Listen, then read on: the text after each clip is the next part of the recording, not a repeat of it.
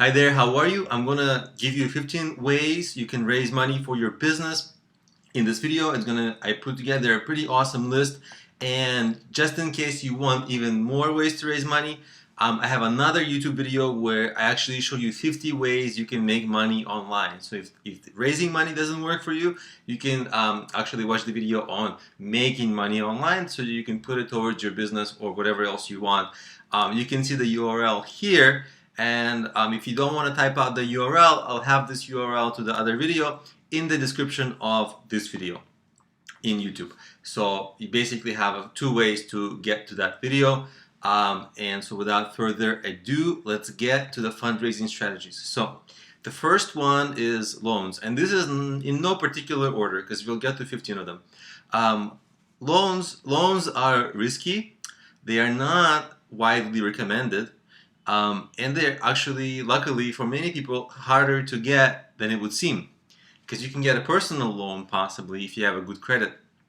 But most people who try to get a lot of loans end up not having good credit because they spend the money and then they have to pay the thing back, right? And then they ruin their credit history. So, and for business loans, most banks don't loan to companies which have not started, okay? So what you have to do is go through different kinds of companies to get loans. Even though I should really explain why it's risky, right? Because most businesses fail, and if you funded your business with a loan, then guess what? You have a failed business, you spend the money, and you've got to pay it back still, right? So you got a loan, you wasted the money, you lost it, but you still have to pay back the loan. So that's why it's like extra risky to fund your business with a loan. It's okay sometimes if you maybe need a small amount to get started or something like that, but really you should really think twice about it. One thing that I recommend is actually I'm a partner. I'm a official kind of partner of a site called Lendio, and Lendio is a site which will actually help to match you. It's an online business. It's a pretty established business. They're very credible, and they will match you to lenders. So you go and you fill out a form, and they kind of take a look at what you entered and match your needs and your background to lenders, and it works for United States only. So if you're in a different country, that wouldn't work for you. But there's a lot of different kinds of micro lending sites online, crowd lending. One great example is Prosper. I don't really work with Prosper, but if you'd like a link to Lendio, to that form to see if you qualify for a loan, again, in the description of this video, I have a link to lendio.com. It's a page where it's basically like you'll be able to fill out a form and see if you qualify for any loans. And if you do qualify for a loan, you actually could get a loan from wherever you qualify. But generally, it's not easy. The second option is grants. A lot of people ask about grants. They're not easy to get. You can research grants.gov. Again, that's if you're in the United States. If you're not in the United States, it's a little, you have grants from your own countries. I don't know what those are because it's different from every country. But it's sort of probably a similar thing because, there's probably some place for your country where you can get loans. Like a big website where you can look them up. For big loans, like national loans, you're going to find that there's a lot of competition. So one recommendation would be to look at specialized grants or local grants or something within your niche or maybe your minority kind of group or something, so that it's more specialized, so you have less competition to get that grant. Because obviously it's free money, and a lot of people jump on it. And also one thing about grants is that they sometimes take a long time to give you an answer, but your business needs to keep going. So no matter, after you apply it, don't wait for it. Keep growing your business regardless, because if you wait for it, you might wait for like 6 months and then realize they declined you and you just wasted 6 months of your business. So you got to keep going anyway. The next way to raise money is crowdfunding. Crowdfunding is it's very popular now, but I find that still a lot of people don't quite know what it is, so I'm going to explain. It's basically like finding, it's donations essentially. It's getting donations, but not from like investors or big companies, but more like from individuals. So if you have something that you're working on, if you have some project, a lot of people might donate like $5, $20, but a lot of people might donate it. So altogether, it might end up to be a reasonable good amount. And some of the biggest popular sites for it are GoFundMe.com, Indiegogo.com, and the biggest is Kickstarter.com. And there are literally hundreds of other like crowdfunding sites. Some specialize in different countries.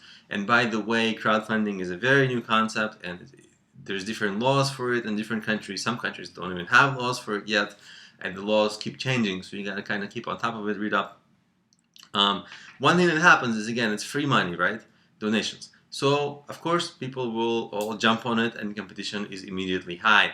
So you should look maybe if you can find a crowdfunding site that funds projects within your business niche, or find another kind of maybe angle at it. It will be helpful for you, and also because it's competitive. It's hard to get on the front page of those big websites, right? Because on the front page, that's where you'll get a lot of exposure from people who maybe haven't heard about your business, and then they like your business, and then they'll kind of like donate. But you got to get there first. So one way to do it, or the common way to do it, is to start to drum up donations on your own. And if that site sees, oh, this project is getting a lot of donations, they'll sort of bump you up in their website and get you even more exposure. But you gotta kind of kickstart that. So really, you're gonna have to promote your crowdfunding a lot, your campaign. You're gonna have to promote it a lot, and it's not about sitting back and waiting for people to donate. It's about actively promoting your crowdfunding campaign. So even before you start that, you've got to have a plan for how you're gonna promote your crowdfunding campaign. And of course, last point on crowdfunding is your crowdfunding page and story must be inspiring and great, right? So if people come to your crowdfunding page and they're ready to donate, and you just say, hey, I'm Joe, somebody, whatever, regular Joe, I just want money, they're not going to donate, right? Your story must inspire them. You must have a really great reason, like maybe, I don't know, whatever. But it's got to be something that really appeals to people and gets them involved emotionally. Your video that you make about your crowdfunding campaign, what you're trying to do with the money, it must appeal to people, and then they'll donate, because they themselves worked very hard for that money, and so it's not that easy for them to part with money, right? People don't like to spend money, so they only like to give when it really makes them feel good about themselves sometimes, right? Okay, now let's get to investors. So investors come in all shapes and sizes, really. If you have a technology kind of a startup, you might look into, it should be innovative. If it is kind of innovative and unique and original and you think it's cool, well, of course you think it's cool, but if it's really that unique, you can look into combinators, startup accelerators and incubators. Some of the most popular ones are Y Combinator, Techstars, ER Accelerator, and there are many, many others. And you can just look them up online. There's huge lists of them. The challenge, again, is that they do give you some free money and mentoring. So whenever there's free stuff, you guessed it, there's a lot of competition. So you got to be really on top of your game, and you got to be really like the 1%, because that's who gets in. If you don't get in, you can raise money from friends and family, maybe look into seed investors. Also, two websites where you can take a look are angellist.com and gust.com. They have a lot of listings of investors that you can then reach out to and see which investors invest in the kind of business that you have. Of course, after seed investors, there are angel investors. They're kind of like a lot of overlap of angel investors and seed investors. Generally, angel investors are a little bit later in the game, and of course the top of the pyramid here is venture capital. They typically give large venture rounds, and so your business has to be pretty established and have pretty high growth and a lot of traction for them to get involved. So first, you should really look into the other things that are listed here in the slide. So, so far, what is one of the common things is that we're seeing that all of the traditional ways to raise money, investors, loans, grants, donations, are not easy, right? It's never that easy to get money. I mean, duh, right? It would be nice if it was. So one thing you want to do is there's this concept, of course, of bootstrapping, which is not raising money, but running your business in a way, in a more practical way, with a slightly different business strategy, so that you aren't going to need a lot of money. That's really what you should be after in creating a good business strategy, because it's easier to make that than to raise money, because you saw raising money is hard. So maybe if you want, I'm actually available as a mentor. Again, in the description of this video, I'll give a way so that you can contact me, to my email. It isn't a free service, but of course, I'll be able to help you with maybe a better business strategy, so that you maybe won't need to raise the money in the first place and avoid all the headaches. But generally, even if I don't help you, you should think about how to grow and start your business in a simpler way, in a cheaper way, because if you're a small company, that's what you got to do always, right? Even if you raise the money, it runs out. So you've got to figure out how to do everything within budget and efficiently. Okay, enough of that. Now, of course, I've already mentioned it, but again, there's a ton of ways you can actually make money instead of raising it and going through investors and blah, blah, blah, and having challenges and waiting for the answer. Why don't you just make money online? Like, a lot of people come to me and they ask me, how do you get money? And, it's hard, right? So I actually made a video. It actually took me a long time to come up with 50 different websites where you can make money online, because it's a pretty comprehensive list. Actually, I think it's one of the top lists anywhere on the internet. And again, in the description of this video, I'm going to have a link to it.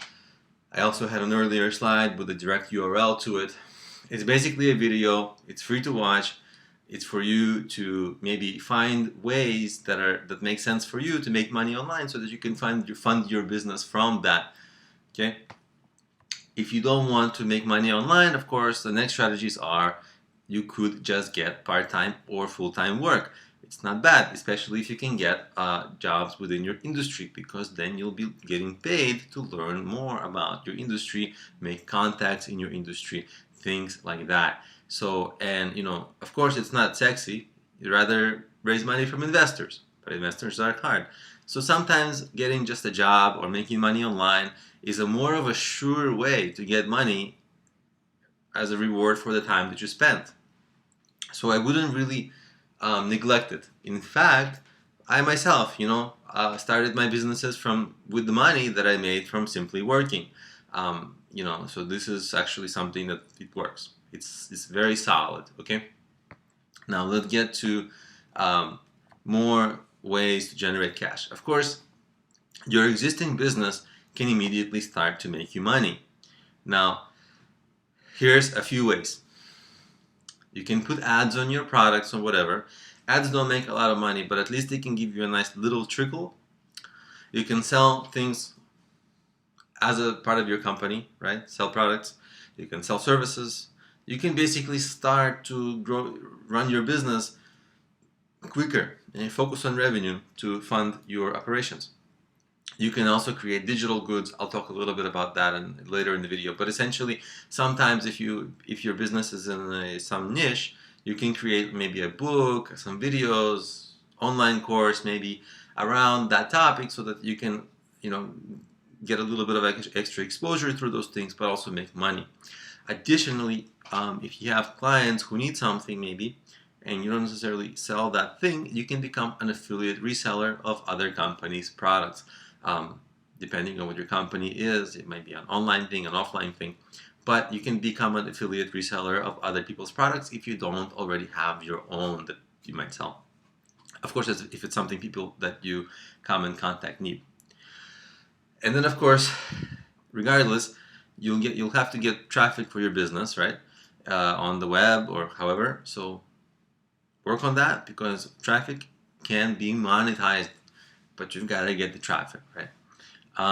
And always think about what the people, your traffic, your customers, what they really need, because then you'll be able to offer that to them and make money. All right, let's get back to a few other fundraising strategies that aren't like working or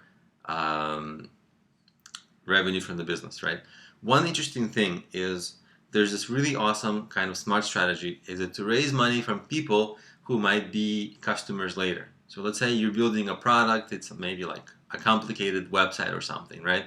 And you have your customers who would really benefit from it, but that website doesn't exist yet. So you come to them and you say you're going to get very big discount or even free for life or something if you pay upfront and help me, because you'll put those funds into the development of this product, and so that person will become like forever free or forever super discounted, but the money has to come up front because that's the money that you're going to use for your business. Often that's a very smart strategy.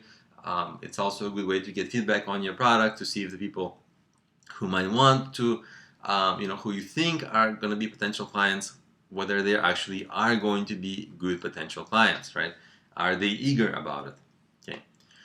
One way I always like to do one thing I always like to do really is start an event series. And events themselves, they can generate revenue for attendance, or you can sell something at the events, and they can be run regularly. So if you get an event series to work out, you can do them all the time on a regular basis. It can be a source of regular customers and a source of regular revenue. Of course, events are also great because you build connections, you make friends, business contacts, and you really get positioned. If you are the organizer of the event, you get positioned as the expert. People come to you, you're in the middle of attention, all the business deals sort of kind of come through you in some way, whatever happened at that event. So an event can be like entertaining things, workshops, many different things. And again, it's great in many ways. I always really like to try to do events. Another way you can, I'm kind of like getting out of breath a little bit. I'm like, trying to talk fast. I don't know if it's going to come out looking fast on video, but certainly I feel like I'm talking a little bit too fast. I'm just trying to get through all these strategies. So another thing you can do is offer cheap consultations. It depends what your business might be, but sometimes people offer like free, like maybe 15-minute phone consultations or something like that, or cheap. Sometimes you don't want to offer free because everybody jumps on it and you just end up wasting a lot of your time. But if you offer a cheap consultation, what really happens is you have far higher conversions of clients after those calls. So you make more money from those clients, but also you get direct revenue from those consultations if they are cheap. Not free, but cheap. So altogether, you'll end up making more money. And I think it's, as a business owner, it's really up to you to figure out how to make that person whom you just converted from a cheap consultation into a long-term client and make a lot of money from them long-term. Because that's really what the real goal is for your clients, right? Real long-term revenue. That's a little bit outside of the scope of this video, but it's something to think about. And if you figure out a way to make it happen for your business, then of course this strategy will really be solid and good for you. All right, I have a really extreme way to raise money for you. But guess what? If you need money, then might as well try it. And you can sell body parts, and it doesn't mean your kidney. It does not mean your kidney. It means, like maybe some people sell hair or sperm or blood or something like that, right? So these things that you kind of regenerate. So it doesn't have to be dramatic. It just sounds dramatic. But generally, it's a way to get a little bit of cash. It's not going to be $1 million, but it's going to be a tiny bit of cash. Why not? It's pretty much these things grow for you. They grow for you. Might as well. I don't know. Kind of a silly way. Another thing you can do is sell your junk. Sell it on eBay, and guess what?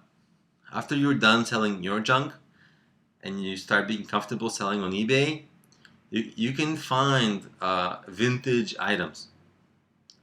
And you can find vintage items and sell them online.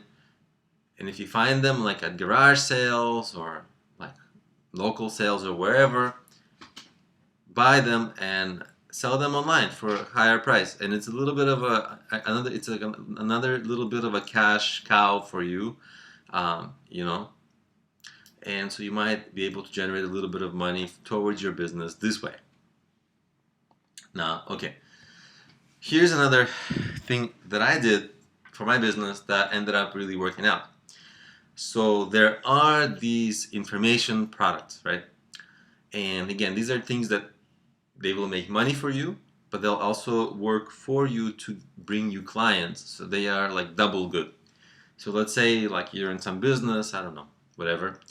You can write articles, books, make YouTube videos, make online courses, and all these things in one way or another, they'll generate revenue for you and they'll build your brand, your company's brand, the visibility of your company, and they'll build your personal brand as an expert, right? I mean, imagine, of course, if you're making a lot of YouTube videos or books or things, whatever, you will be building up your own personal brand and positioning yourself as an expert. And guess what happens?